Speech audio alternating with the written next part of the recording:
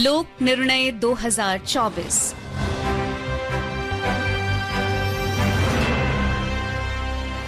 Welcome listeners to our ongoing series on elections, Lok Nirnay 2024. In this program, we bring you election-related developments, various updates and analysis of general and assembly elections 2024. I am Kaushik Rai with my co-anchor Vishal Sharma. नमस्कार, आप सुन रहे हैं लोक प्रसारक के साथ लोक निर्णय 2024। इस कार्यक्रम में हम चुनाव से जुड़े समाचार तो आप तक लाएंगे ही, साथ ही उन सभी समाचारों पर स्टूडियो में आमंत्रित विशेषज्ञ के साथ चर्चा भी करेंगे। इसके अलावा अपने क्षेत्रीय संवाददाताओं से भी जुड़ेंगे और जानने की कोशिश करेंगे कि क्या है वहाँ का चुनावी माहौल। और आज हमारे साथ स्टूडियो में आमंत्रित हैं राजनीतिक विश्लेषक एन.के. सिंह। एन.के. सिंह जी, कार्यक्रम में आपका स्वागत। धन्यवाद। The headlines: Election Commission acts on 169 complaints since start of Model Code of Conduct.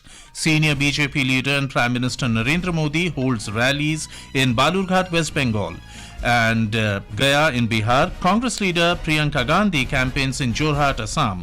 BJP, BSP and AAP release another list of candidates for Lok Sabha polls. निर्वाचन आयोग ने आदर्श आचार संहिता लागू होने के बाद से 169 शिकायतों पर कार्रवाई की। वरिष्ठ भाजपा नेता और प्रधानमंत्री नरेंद्र मोदी ने पश्चिम बंगाल के बालूरघाट में रैली की। कांग्रेस नेता प्रियंका गांधी ने असम के जोरहाट में किया चुनाव प्रचार। और भाजपा, बसपा और आम आदमी पार्टी ने लोकसभा चुनाव के लिए उम्मीदवारों की एक और सूची जारी की। Election Commission has said that around 200 complaints have been filed by various political parties and candidates since the implementation of the Model Code of Conduct. Out of the total complaints received, action has been taken in 169 cases. The Model Code of Conduct came into effect on 16th of March with the announcement of the general elections to the Lok Sabha. The Commission said that it has received 51 complaints from the Bharatiya Janata Party, 59 from Congress and 90 complaints from other political parties. It said the Commission is satisfied with the compliance of the Model Code of Conduct by political parties and campaign by various parties and candidates has remained largely clutter-free. The Commission has specifically taken a firm stand in the matter of dignity and honor of women by issuing notices to leaders of parties who made derogatory and offensive remarks against women. Bharatiya Janata party के वरिष्ठ नेता और प्रधानमंत्री नरेंद्र मोदी ने कहा है कि उनकी सरकार ने पश्चिम बंगाल में आदिवासी लोगों के लिए 8 नए स्कूल बनवाए हैं। उन्होंने कहा कि आज एक आदिवासी महिला भारत की राष्ट्रपति हैं। उन्होंने सत्तारूढ़ तृणमूल कांग्रेस पर दलितों और आदिवासी महिलाओं पर अत्याचार करने का आरोप लगाया। पश्चिम बंगाल में बालूरघाट लोकसभा क्षेत्र में आयोजित विजय संकल्प यात्रा को संबोधित करते हुए श्री मोदी ने आश्वासन दिया कि सत्ता में आने के बाद उनकी सरकार और अधिक सोलर पैनल लगाएगी, जिससे बिजली का बिल एकदम खत्म हो जाएगा। उन्होंने गरीबों के लिए 3 करोड़ नए मकान बनाए जाने का भी वादा किया। इससे पहले बिहार में गया के गांधी मैदान में आज सुबह जनसभा को संबोधित करते हुए प्रधानमंत्री ने कहा कि भारतीय जनता पार्टी ने संविधान की सच्ची भावना को लोगों तक पहुंचाने का प्रयास किया है और इसके लिए देश में राष्ट्रीय संविधान दिवस मनाने की परंपरा शुरू की गई है। वहीं कांग्रेस नेता प्रियंका गांधी वाड्रा ने असम के जोरहाट जिले में रोड शो किया। असम में 14 लोकसभा सीटों के लिए 3 चरणों में मतदान होगा। उधर तृणमूल कांग्रेस नेता अभिषेक बनर्जी ने कूच बिहार में एक जनसभा में कहा कि भारतीय जनता पार्टी के सत्ता में आने पर पश्चिम बंगाल के लोग अपनी इच्छा के अनुसार खाना नहीं खा पाएंगे। उन्होंने कहा कि भाजपा लक्ष्मी भंडार योजना बंद कर देगी। श्री अभिषेक ने कहा है कि भाजपा पश्चिम बंगाल के लोगों के साथ धोखा कर रही है। उन्होंने कहा कि तृणमूल कांग्रेस के सत्ता में आने पर रसोई गैस की कीमत कम की जाएगी। BJP today released lists of candidates for the ensuing Lok Sabha elections, Odisha Assembly elections and by-election for Telangana and Uttar Pradesh Assembly. BJP declared names of BJP declared names of 21 candidates for Odisha Assembly election. Dilip Rai has been given ticket from Rourkela, while Sanjali Murmu will contest from the Bangripo seat. Narsingh Batra from Jharigram and Amarendra Das from Jagatsinghpur. BJP also released list of 7 candidates for Lok Sabha seats in Maharashtra, Punjab, Uttar Pradesh and West Bengal, and another list of 5 candidates for by-elections in Telangana and Uttar Pradesh. आम आदमी party ने भी पंजाब में आगामी लोकसभा चुनाव के लिए आज 4 उम्मीदवारों की सूची जारी की। जगदीप सिंह काका बराड़ फिरोजपुर से, जबकि अमन शेर सिंह गुरदासपुर संसदीय क्षेत्र से चुनाव लड़ेंगे। पार्टी ने जालंधर से पवन कुमार टीनू और लुधियाना संसदीय क्षेत्र से अशोक पाराशर पप्पी को मैदान में उतारा है। Bahujan Samaj Party has announced the names of 11 more candidates for the upcoming Lok Sabha elections. BSP candidate Athar Jamal Lari has been fielded from Varanasi against Prime Minister and BJP candidate Narendra Modi. Meanwhile, the party has changed its candidate from the Mainpuri Lok Sabha constituency and gave the ticket to Shiv Prasad Yadav. In the meantime, 2 MLAs of Bahujan Samaj Party in Rajasthan have today joined Shiv Sena Shinde faction. MLA Manoj Kumar from Sadulpur and Jaswant Singh Gujar from Bari of Dholpur district left the Bahujan Samaj Party and joined the Shiv Sena. And in the studios to discuss various aspects of the upcoming elections, we have political analyst N.K. Singh in the studios. As the country is going to vote this very week on Friday the 19th, the 102 Lok Sabha seats will be up for elections, and the Election Commission meanwhile has acted on 169 complaints since the implementation of the Model Code of Conduct. So your take on these two issues, Mr. Singh? See, one redeeming aspect of this whole the affair is that by and large, most of the parties have at least faith in Election Commission. These complaints, 200 complaints which had been filed in the past few days, you can see 169 have been 67 have been acted upon.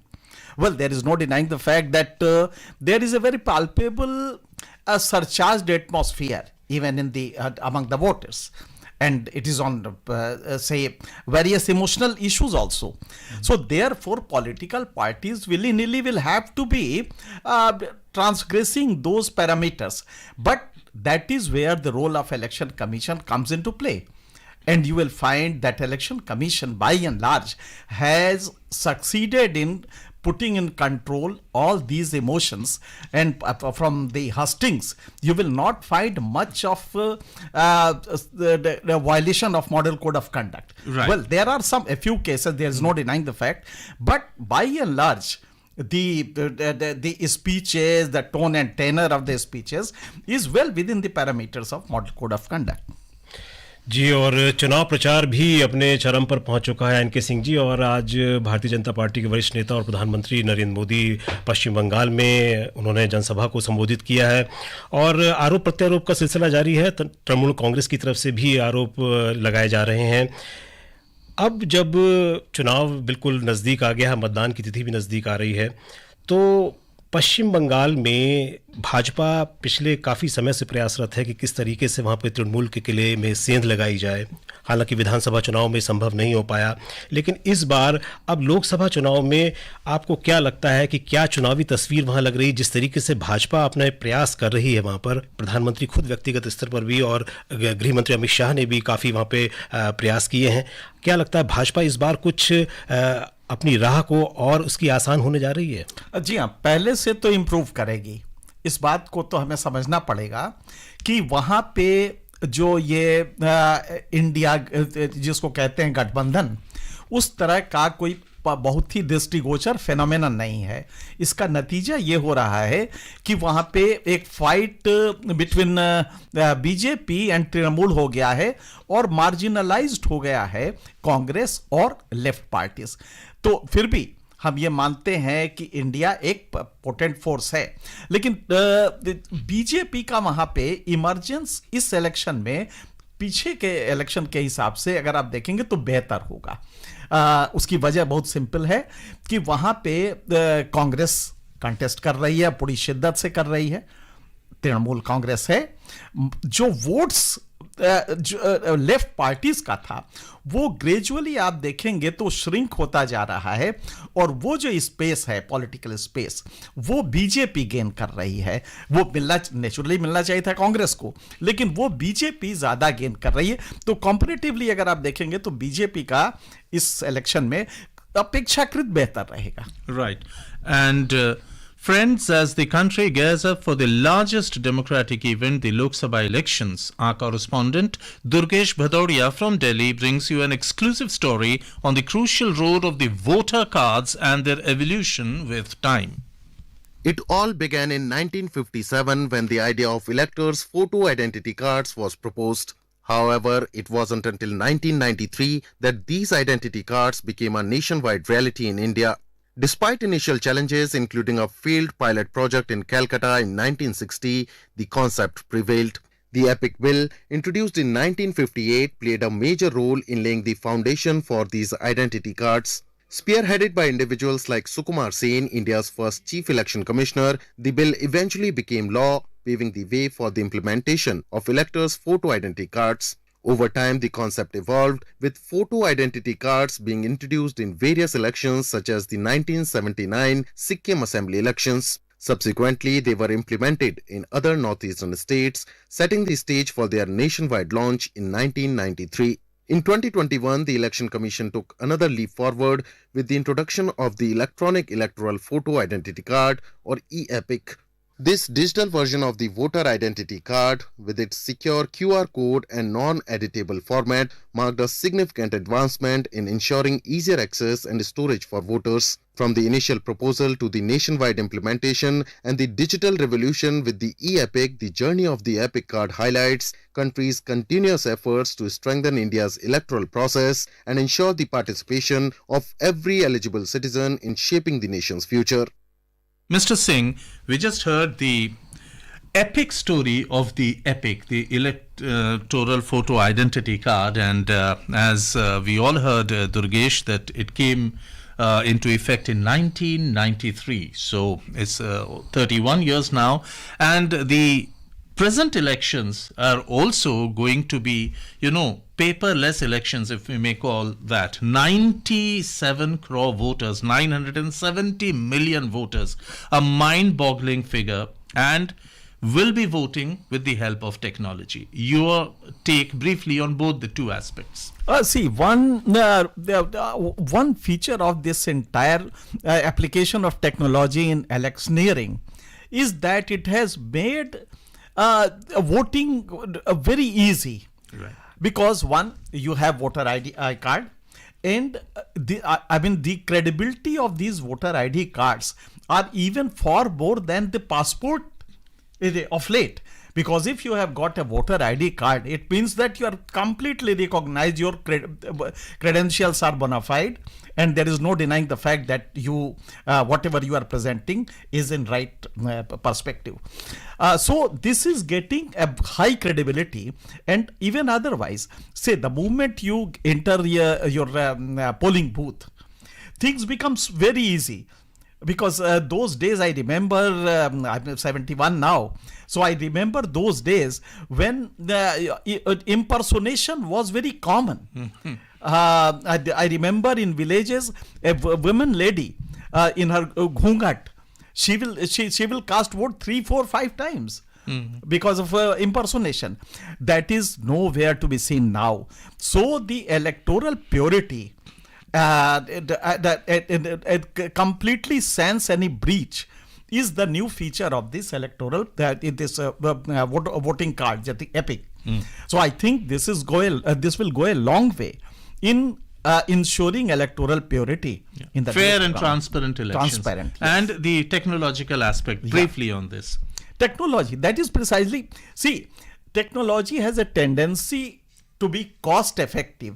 The more you use it, the more it becomes cost effective. That is one, and it makes life very easy. Therefore, for example, if you have voter ID card, now you have Aadhaar with you, voter ID card and one or two more card. There may be a day with the application of technology that there will be only one card that will even act as passport, that will even act as Aadhaar card, that will even act as for everything.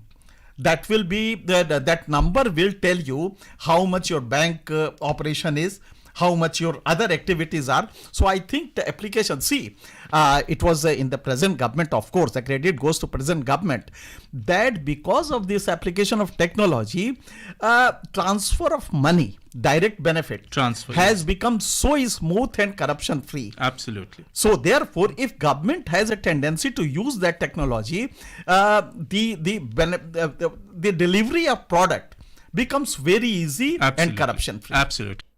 Back and we go over to Jalpaiguri in West Bengal for the constituency profile.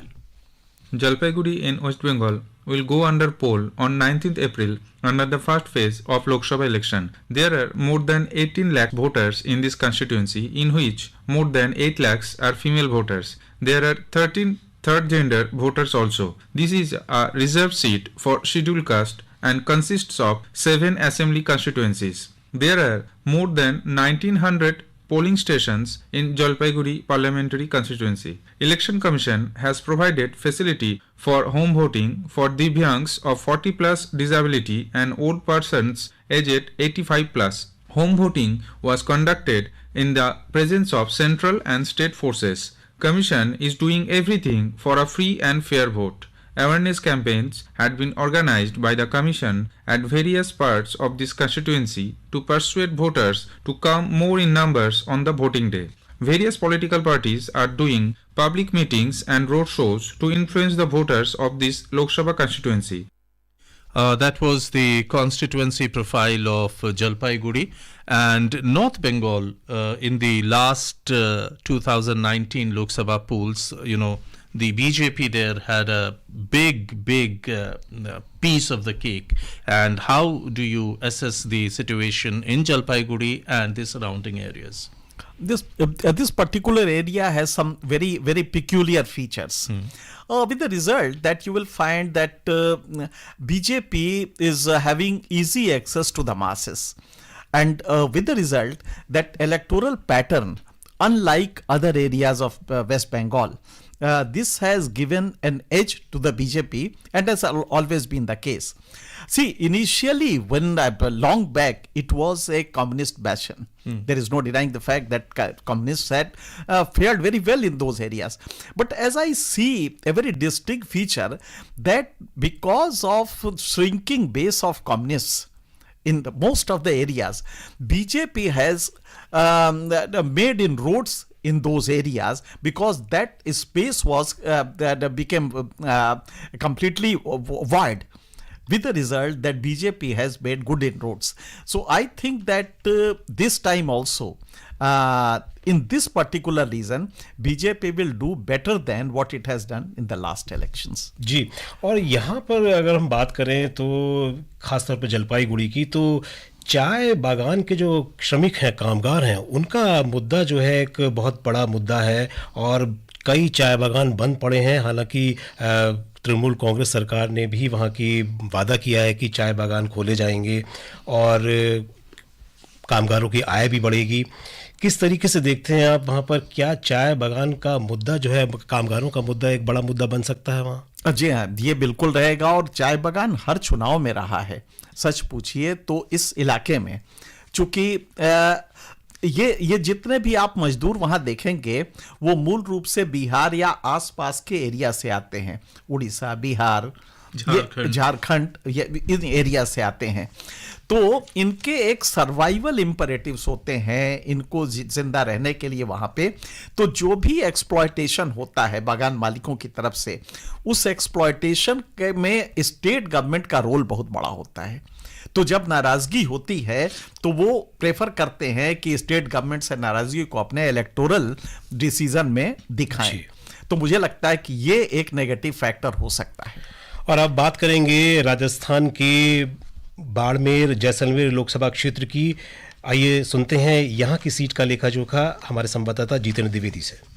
Barmer, Jaisalmer और बालोतरा जिलों की कुल 8 विधानसभा सीटों से मिलाकर यह लोकसभा क्षेत्र बना है। 22,06,000 से ज्यादा मतदाता वाले इस संसदीय सीट से कुल 11 उम्मीदवार चुनाव मैदान में हैं। यहां 18 से 40 साल की आयु के मतदाता सबसे अधिक है। पिछले चुनाव के मुकाबले इस बार इस संसदीय क्षेत्र में मतदाताओं की संख्या 2.5 लाख से अधिक बढ़ी है। इस सीट पर कांग्रेस और भाजपा के अलावा निर्दलीय उम्मीदवार के चुनाव मैदान में उतरने से मुकाबला त्रिकोणीय हो गया है। इस संसदीय क्षेत्र पर भाजपा ने केंद्रीय मंत्री और मौजूदा सांसद कैलाश चौधरी पर फिर भरोसा जताया है, जबकि कांग्रेस ने राष्ट्रीय लोकतांत्रिक पार्टी से आए उम्मीदराम बेनीवाल को चुनाव मैदान में उतारा है। शिव विधायक रविंद्र सिंह भाटी के निर्दलीय प्रत्याशी के रूप में ताल ठोकने से मुकाबला रोचक हो गया है। पिछले चुनाव में भाजपा के कैलाश चौधरी ने कांग्रेस के मानवेंद्र सिंह को 3,20,000 से अधिक वोटों से हराया था। अब मानवेंद्र सिंह भी भाजपा में शामिल हो गए हैं। यहाँ 3 प्रमुख प्रत्याशियों के समर्थन में बड़ी बड़ी जनसभाएं हो चुकी है। यह राजस्थान की सबसे चर्चित सीट बन चुकी है और यहाँ हो रहे चुनावी उतार चढ़ाव पर पूरे राज्य की नजरें टिकी है।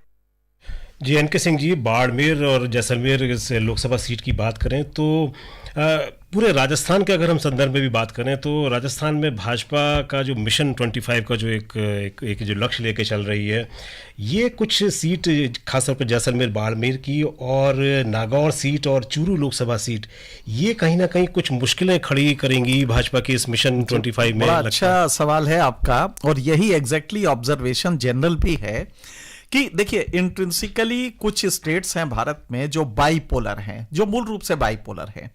राजस्थान है, गुजरात है, मध्य प्रदेश है। इसकी वजह यह है कि वहां पे माइनॉरिटी का जो पॉपुलेशन है वो परसेंटेज बहुत कम होता है, तो बाकी जो कास्ट वाले फैक्टर होते हैं उतने काम नहीं करते हैं। तो यहां पे आप देखेंगे कि बाइपोलर होने से गुजरात हो, राजस्थान हो, मध्य प्रदेश हो, यहां पे कांग्रेस है और बीजेपी है। अब राजस्थान में और खास करके जिस इलाके की आप बात कर रहे हैं, अगर आप देखें तो हाल के दौर में ये बात सही है कि बीजेपी ने अपना वो एक रखा है वर्चस्व, लेकिन लोकसभा चुनाव में जिस तरह चीजें अभी हाल में हुई हैं, हमें नहीं लगता है कि वहां पे अगर ट्रायंगुलर कंटेस्ट है तो बाइपोलर की खास बात यह होती है कि इसमें एक भी अगर फैक्टर कोई नया आ जाता है तो वर्डिक्ट कंफ्यूजिंग हो जाता है, वो डाइसी हो जाता है। तो इसमें अगर मुकाबला आप देखें तो बहुत ही इंटरेस्टिंग होगा, लेकिन आपने सही कहा है कि यहां पे बीजेपी को वो जो एज था वो ट्रायंगुलर होने की वजह से वो एज कम हो जाएगा। जी, और डॉक्टर जितेंद्र कुमार द्विवेदी हमारे साथ फोन लाइन पर हैं जयपुर से। जितेंद्र जी, पहले चरण में 19 तारीख को 12 सीटों पर चुनाव मतदान होना है। किन सीटों पर आप कड़ा मुकाबला हमें देखने को मिल सकता है? देखिए, सबसे जो रोचक सीटें हैं 3 से 4, मैं उनके बारे में बताना चाहूंगा। चूरू में सबसे रोचक मुकाबला है, जहां पर भाजपा के जो प्रत्याशी रहे थे पहले के, अभी सिटिंग सांसद है राहुल कस्बा, वो कांग्रेस के टिकट पर चुनाव लड़ रहे हैं और उनका मुकाबला पैरा एथलीट देवेंद्र झाझड़िया से है। तो यहाँ पर सबकी नजरें टिकी है। बीकानेर में संसदीय सीट है, वहां पर केंद्रीय मंत्री है, उनका मुकाबला है तो अर्जुन राम मेघवाल। और अलवर में केंद्रीय मंत्री है एक और, अलवर से भूपेंद्र यादव, वो भाजपा के प्रत्याशी है। तो यहाँ पर भी सबकी निगाहें टिकी है कि यहाँ के परिणाम क्या होने वाले हैं। एक सबसे इंटरेस्टिंग सीट जहां पर पूरे राजस्थान की निगाहें हैं, नागौर लोकसभा सीट है, जहां पर आरएलपी जो अरमान बेनीवाल की पार्टी है, उनका मुकाबला भाजपा की जो प्रत्याशी है ज्योति मिर्धा, उनसे है। तो 4 सीटें पहले चरण का जो मतदान होने वाला है उसके लिए सबसे महत्वपूर्ण मानी जा सकती है। जी जितेंद्र जी, इस जानकारी के लिए धन्यवाद। And from Jaipur we go to Kohima, the constituency profile of the lone seat of the state of Nagaland. A total of 13,17,536 general electors in Nagaland will decide the fate of the 3 candidates as the state goes to poll in the first phase on April 19. However, 6 districts from eastern part of Nagaland have decided to abstain from participation in the election over the demand for Frontier Nagaland territory. About 3,99,000 general electors represent the eastern Nagaland. This time, there is a triangular contest in this one Lok Sabha seat, with the NDPP having alliance with BJP and 7 other political parties, Congress and Independent fiercely facing each other. Following the 2023 state elections, Dr. Chunban Murray, age 61, the PDA consensus candidate, was the advisor to the Chief Minister of Nagaland till his resignation from the post in March 2024. Dr. Murray held the post of Cabinet Ministers in Government of Nagaland in 2008 and also appointed as the advisor of Department of Law and Justice in 2013. 61-year-old S. Supong Meron Jamir political journey started way back in 1982 when he joined Congress Party as an active member. He got elected in the Nagaland Legislative Assembly in 2003. Independent candidate Hayitang Tongoy Lota, 43-year-old, contested in the last Lok Sabha election held in 2019 with National People's Party ticket, securing 14,997 votes. During the last Lok Sabha election 2019, the overall voters turnout in Nagaland was 83%, with Tokeho Yaptomi of NDPP winning the seat by securing 5,510 votes. Asanyo, thank you for that report. In the coming general elections on the 19th, what's the update from Nagaland? In the upcoming general elections which are going to be held on the 19th, what's the update from Kohima? Well, Kaushik, the mood of the people here in Nagaland for the Lok Sabha election may not be as enthusiastic as compared to the state general election held here. However, with just 2 weeks left for the Nagaland to go on polls, that is on Friday, political parties from NDPP, BJP Alliance and Congress are making their last-minute speeches to woo the voters by holding rallies in different districts of the state, conducting door-to-door campaigns and distributing handouts. With election campaigning period coming to a close at 4 p.m. tomorrow. Now the election, the religious or contentious issues alongside the Nagaland political issues has taken central stage in the political parties' campaign. Additionally, the Eastern Nagaland People's Organization have decided to abstain from taking part in the elections over the non-fulfillment of the demand for Thank you, Asonyo, for that report. Yes. Sir, briefly, Nagaland last time had seen 83% voting, and this time there has been call from some organizations to boycott the polls at certain places. Your take on this? I don't think that will have much effect on because this is a habit of that the voters of that area, that they go lock, stock, barrel in voting, in voting for their rights. So, but there is one very palpable factor that of late Congress organizational structure in these areas have substantially emaciated. That being the case, I think that Congress has to once again think about its organizational base in these areas, because earlier it used to be very popular party, but now that is waning very fast. So we have to check whether Congress can again develop the organizational structure. But by and large, voting turnout will this time also remain, I think, somewhere more than 85 or 80%. And that is something which is very, very positive, and I hope the nation at large also votes on the 19th and on the subsequent days of poll. N.K. Singh, you discussed various issues and enlightened our listeners with your valuable inputs. Thank you so very much indeed. Thank you very much. श्रोताओं, ये कार्यक्रम आपको कैसा लगा हमें जरूर बताएं. You may email your opinion about this program at airnsdtalks@gmail.com. We conclude this program today and will be back tomorrow at the same time. Namaskar.